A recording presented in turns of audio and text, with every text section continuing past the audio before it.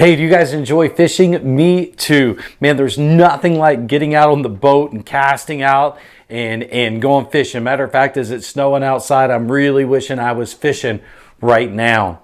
Well, we're not the only ones who enjoy fishing. The devil enjoys fishing too. Man, he has some powerful lures that he uses to try to get us in. And in James chapter 1, we see how the Satan works and uses those lures to try to get us to fall. So I encourage you to watch this video from David and I as we talk about James chapter 1 and how our own lusts with the devil are conceived and brings forth sin, and sin, when it's finished, brings forth death. Hope you enjoyed the video.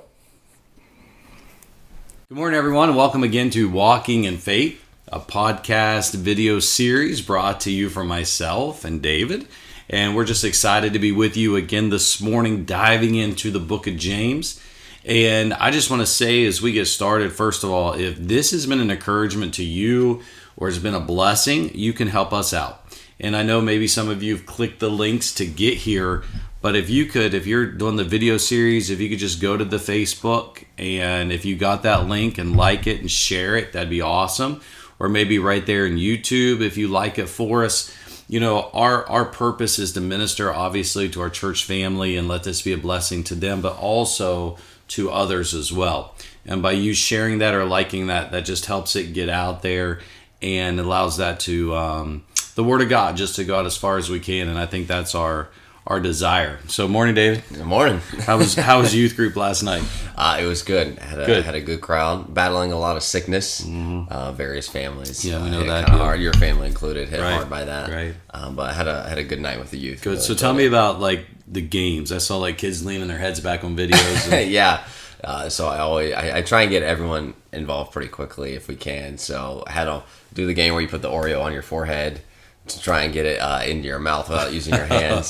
Did anybody do it? Yeah, several of them did Wow. it. My wife is actually really good at that. And then the first 5 winners of that will get to go on and do the next game. That next game looked awesome. Yeah, so they had to shoot a ping pong ball on a leaning table and it had to roll around, land in the cups that were taped to the table. I got that straight off of Dude Perfect. Okay. So stole that entirely from them, so thanks guys for that one. It looked really good. But it looked like a lot of fun. The team seemed to enjoy it, and so good. That's awesome. So, what's the name of the youth group? Youth Impact. Youth Impact. All right. So you have at least Instagram with that, right? Yes. Okay. Yeah. We have our Instagram page. We have a Facebook page. I'm not as Facebook savvy, so I don't use that one as much. But all right. So there you go. Youth Impact. You can check that out on Instagram as well. We just haven't talked since last night, so I just want to see how things went. But this morning, we're going to be in James chapter 1. That reminds me like a podcast I listen to when the guys are just chatting and I'm like fast forwarding. So if you fast forwarded that, now we're on. James chapter 1. And today we're going to talk about this word tempted. And we're going to be in verse 13. James 1, let no man say when he's tempted, I'm tempted of God, for God cannot be tempted with evil, neither tempteth he any man. But every man is tempted when he's drawn away of his own lust and enticed. Then when lust hath conceived, it bringeth forth sin. And sin, when it is finished, bringeth forth death. Do not err or err, my beloved brethren. And so, David, what I want to talk about today is this idea of being tempted. I think when we look at temptation, a lot of times we feel like temptation, we want to throw that right into a sexual sin. And I don't know why that is. I don't know if that's because... At least I do, because maybe the things I was preached at all the time, I don't know. But there's so much more to that idea, of being tempted. So let no man say first, when I'm tempted of God. One, God can't be tempted with evil, and God doesn't tempt any man. So if God's not involved in this, where I think the text tells us, but just for you to jump in, where does this temptation come from? It happens when we are drawn away from God, because of our own lusts and desires. Okay, so talking about our own lust and desires, is everybody's lust and desires different? Or, I think we have 3 general, right? When we talk about, 1 John. Mm-hmm. And he says the lust of the flesh, the lust of the eyes, and the pride of life. So we love not the world, neither the things that are in the world. And then he talks about those 3 things. So I think we all have lust, but there are like three general. And you can go back to the beginning with Eve and probably even tie those in, right? So the lust of the flesh, the lust of the eyes, and the pride of life. One of our temptations are going to probably fit into that major category. Right. With that. So that's the world system. That's the devil. And then what is it, that draws us to that? Let every man, every man is tempted. It's that nature that we have inside of us, right? Right. Yeah. It was Jim Berg wrote a book years ago, Changed to His Image. And I've taught it a number of times back in the day. And Jim Berg talks about designer lust. And, you think about designer clothes. And my daughter just ordered I don't even know. We went from LuLaRoe now to Lululemon, Lululemon, whatever. I said I'm going to start a clothing brand called Aura Orange. So she found one on an app. She got a $60 shirt for $20, and I know it came from overseas because it took us like a year to get it. And it just came yesterday, and even in her sickness, she was elated to get this shirt. But it's a designer shirt, right? A $70 T-shirt. And we've gone from skinny jeans, now the girls want baggy sweats. Or, it's whatever, but it's a designer. And so she got that designer shirt for her. So we talk about these lust. It's like this idea of designer lust. And what's my style might not be your style, and lust are the same way. Okay, so certain things that are going to draw me or tempt me won't necessarily be the exact same things that are for you or, for the man sitting in the pew. Mm-hmm. Right? Right. So when, you're dealing with teenagers or, young people, what are some things that you think would tempt them or draw them in that's contrary to God? I think just the day and age, the culture we live in, social media pushes a lot of it. Okay. And so the first one that always kind of comes to mind is the lust of the eyes, because we're looking at things, we're scrolling through it. Yeah. Algorithms are designed certain ways to tempt us in that way. But then from there, it's not just the lust of the eyes. We can see certain lifestyles on social media, and we can desire to have those things. A desire to have clothing that we may like. Mm-hmm. Pride of life. We may want to get more followers, get more status in the world's eyes, and I think that's something that probably every teen has to think about, be careful of, battle on a day-to-day basis. Yeah, no, there's no doubt there. I say all the time, our kids are under attack. Mm-hmm. And with their social media and, like you said, algorithms, and algorithms are for real. It's mind-blowing. I commented on a buddy of mine, Brian Fairchild, just got to interview Steve Lawson for a video series, which was pretty cool. Brian and I graduated together, and Brian's a great guy. And so I commented, congratulations, man, or whatever. And then somebody liked that comment, and I recognized the name, but I didn't know who it was. So I clicked on their name to try to remember, because I knew they were in college with us. And then when I brought Facebook up yesterday, that was 2 days ago. When I brought Facebook up yesterday, that person was the first person on my feed. And I didn't even know, I just hadn't thought about them since 1999, And so it's just, that's an algorithm. Mm-hmm. Oh, hey, you looked this person up a couple days ago? Oh, here they are. And so it's just different. And so that's coming at our kids. And with that, so yeah, there's those designer lusts. So let no man say when he's tempted, I'm tempted of God.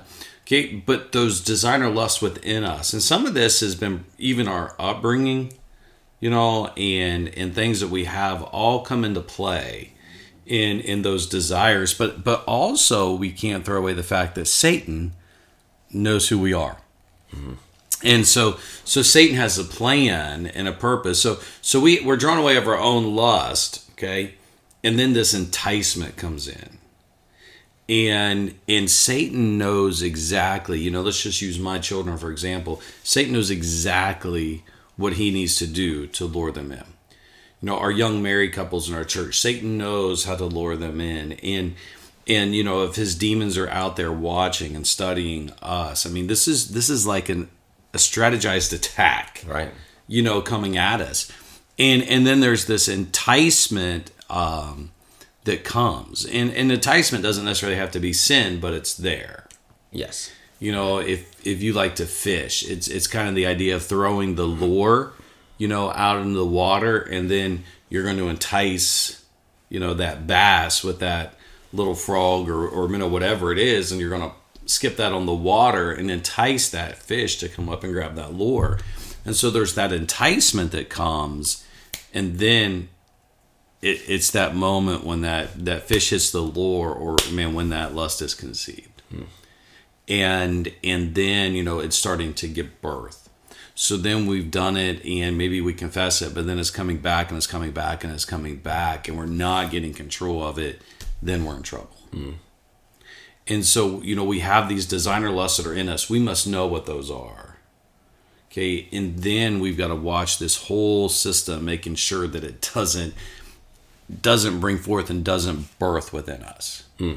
So we talk about the lust of the flesh and the world system, but just practical, you thinking, man, what is it with me? It doesn't have to be a major thing. Somebody could say, I'm addicted to drugs, or I'm addicted to alcohol, and they go, ooh, but what about cheese and crackers? What about ice cream?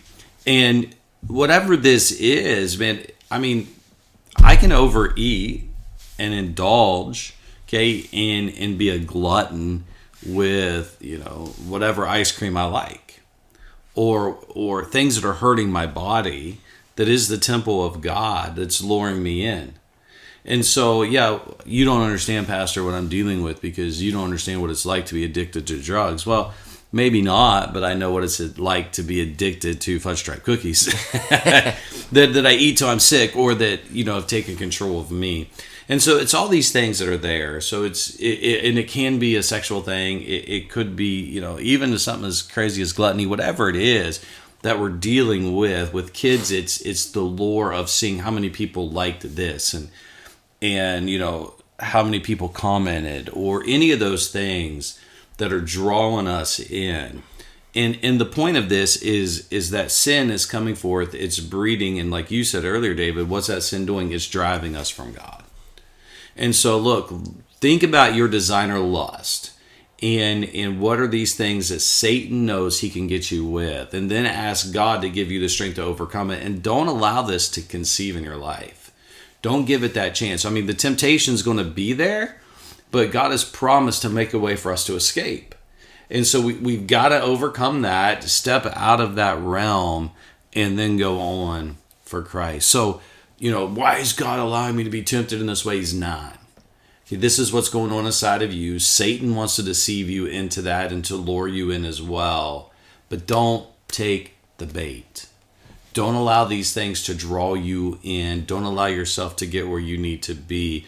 Overcome that with good, the good that God has given to us, and allowing us that we don't need those things because of what God has done for us. David, anything else to add to that? No, I think that's good. I was wondering, so verse 16, when he says, do not err, do not err. Right. This is, I assume it's referring back up to the first couple of verses. What exactly is he saying there? Is that encouragement to keep doing what's right? Like, what is he saying? Yeah, it's the idea of don't be deceived. Okay. So James talks about this. If you go on down, verse 22, deceiving your own selves. So I think 2 or 3 times in the book of James, he deals with this idea of being deceived.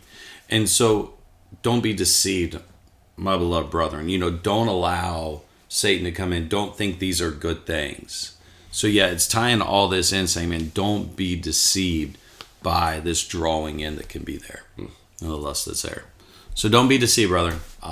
Satan's there, but you have a way to escape. Don't give in to that sin. All right. Thank you for joining us again, Walking in Faith.